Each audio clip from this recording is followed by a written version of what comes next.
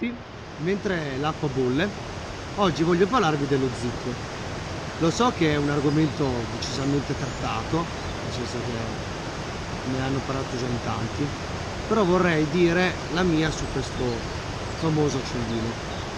Io non sono fumatore, quindi non lo uso per fumare, quindi l'ho acquistato principalmente per le attività che faccio con la Sami all'aria aperta. Anche lei me ne ho regalato uno.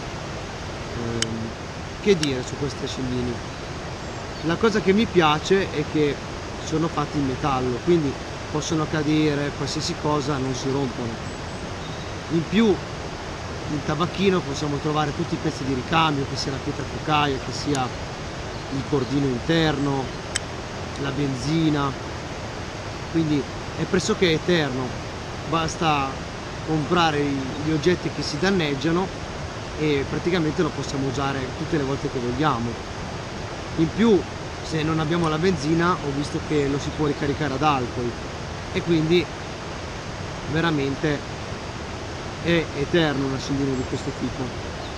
L'unico difetto che ha, ed è un difetto diciamo non da poco, è la ricarica, nel senso che quando lo andiamo a ricaricare può essere che se non lo utilizziamo per un paio di giorni, appena lo prendiamo è scarico.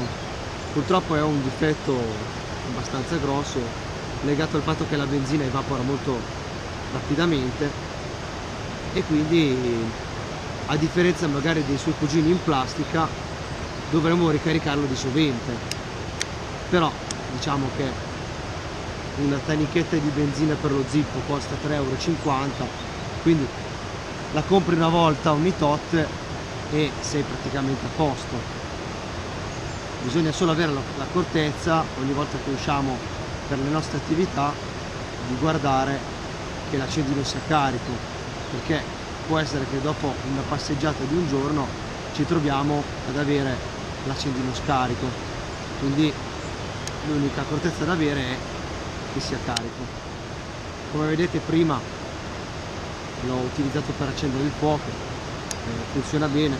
Un'altra diciamo particolarità di questo accendino è che tu quando giri la rotella con la pietra focaia si accende e rimane acceso senza che noi stiamo lì con il pollice.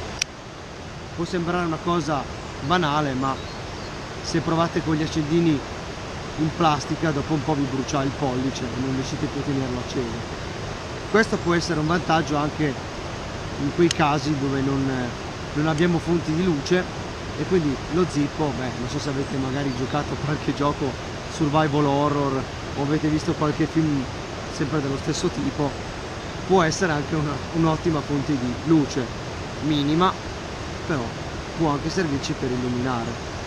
Quindi ve lo consiglio se non ce l'avete, perché magari siete non fumatori come me e quindi magari non mi viene in mente di comprare uno zippo. Per le nostre attività può essere un prodotto interessante. Ora aspettiamo che l'acqua bolle, così poi ci facciamo una bella zuppa. Quindi ci vediamo dopo per i saluti finali. Ciao! Bisogna aspettare ancora 3 minuti, ma intanto io mi sono fatto le bacchette. Vediamo se è pronto. Sembra proprio di sì. Boh, mangio e vi saluto dopo. Bene, spero che questo breve video vi sia piaciuto. Noi ci vediamo a un prossimo video.